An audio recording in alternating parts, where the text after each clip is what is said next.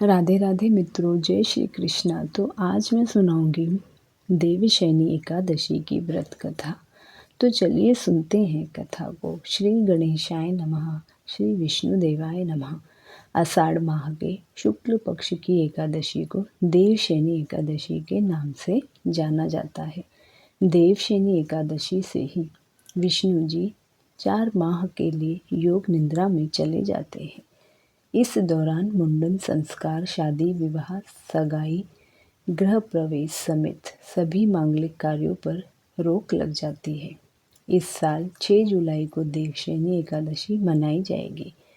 यह विशेष दिन श्री हरि विष्णु और माँ लक्ष्मी की पूजा के लिए जाना जाता है। एकादशी व्रत के दिन व्रती को एकादशी का व्रत कथा का पाठ जरूर करना चाहिए। ऐसा माना जाता है कि व्रत का पाठ करने से, कथा को सुनने से सभी मनोकामनाएं पूरी हो जाती हैं और मृत्यु के पश्चात मोक्ष की प्राप्ति होती है और समस्त पापों से मुक्ति मिलती है। तो चलिए सुनते हैं देवशयनी एकादशी की व्रत कथा। देवशयनी एकादशी की व्रत कथा का वर्णन खुद भगवान श्री कृष्ण ने किया है। शास्त्रों के अनुसार भगवान श्री कृष्ण ने इस वृत्तांत को धर्मराज युधिष्ठिर को सुनाया था। पौराणिक कथाओं के अनुसार सतयुग में मानधाता नामक एक चक्रवर्ती राजा राज्य करते थे। मानधाता के राज्य में प्रजा सुखी थी। एक बार उनके राज्य में 3 साल तक वर्षा नहीं होने की वजह से भयानक अकाल पड़ गया। अकाल से चारों ओर त्राही का माहौल बन गया था। इस वजह से यज्ञ, हवन, पिंडदान, कथा, व्रत आदि कम होने लग गए थे। प्रजा ने अपने राजा के पास जाकर अपने दर्द के बारे में बताया। राजा इस अकाल से चिंतित थे। उन्हें लगता था कि उनसे आखिर ऐसा कौन सा पाप हो गया है जिसकी सजा इतने कठोर रूप में मिल रहा है। इस संकट से मुक्ति पाने के उद्देश्य से राजा सेना को लेकर जंगल की ओर चल दिए।